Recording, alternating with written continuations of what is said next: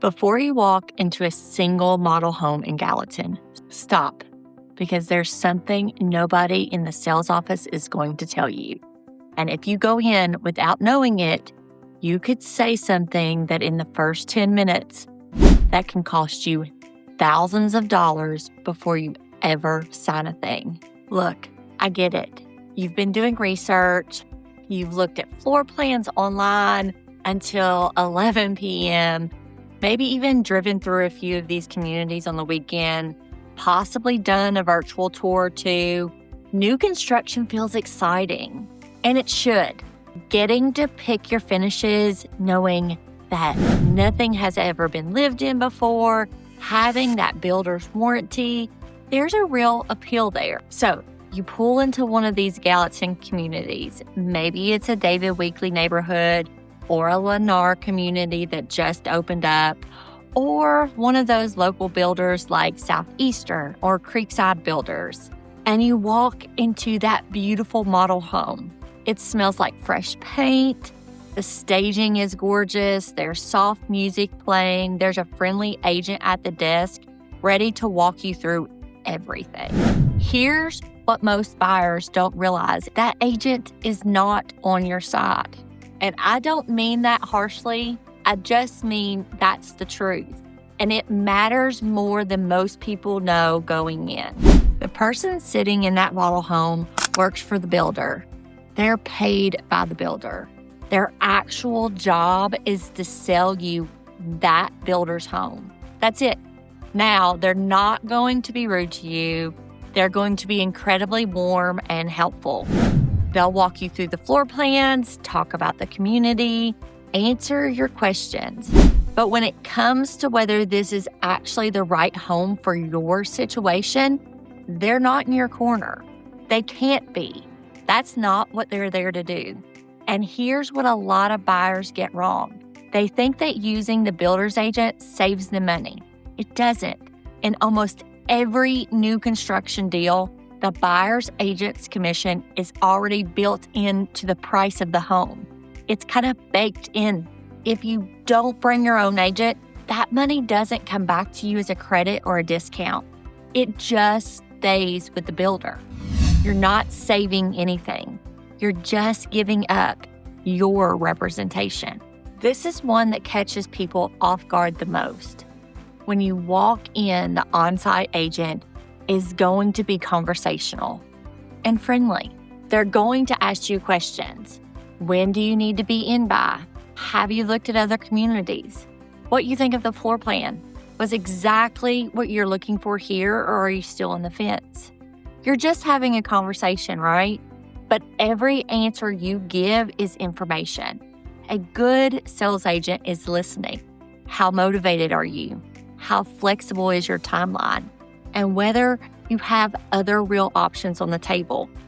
If you say something like, we really need to be in before July, or honestly, this is our favorite community that we've seen, you've told them exactly how much leverage they have. And builders' negotiations are real. There are things you can ask for. Closing cost contributions, upgrade credits, rate buy-downs, fence inclusions, depending on the phase, and what the current market is like. But once they know you're emotionally sold, that conversation gets harder. And this one surprises a lot of people, especially buyers relocating from other states who assume a contract is a contract. Builders' contracts are not the same as standard purchase agreements. They're long. We're talking about things like what happens if there's a builder's delay, what your earnest money exposure looks like, what you can and can't do if the home doesn't appraise, and what warranty actually covers versus what most people assume it covers. Here's something worth understanding. Builders want to sell homes, and in Gallatin right now, there are a lot of communities competing for the same buyers. They all have inventory that they want to move. That leverage is front-loaded. It lives in the conversations you have before you sign that contract. After you sign, the builder holds all the cards. Depending on the builder, the phase of the community, and how that particular neighborhood is selling, you might be able to negotiate things like closing costs, appliance packages, a fence, blinds, a rate buy down through their preferred lender, or an upgrade credit in their design center. Some of that the sales agent will offer. Some of it they won't unless you bring it up. And some of it you won't know to ask unless you've navigated this before. I hear this sometimes. I don't want to bring an outside agent because I don't want to make it awkward. And I don't want the builder to treat me differently. Builders work with buyer's agents every single day. Every major builder in Gallatin, they work with outside representation regularly.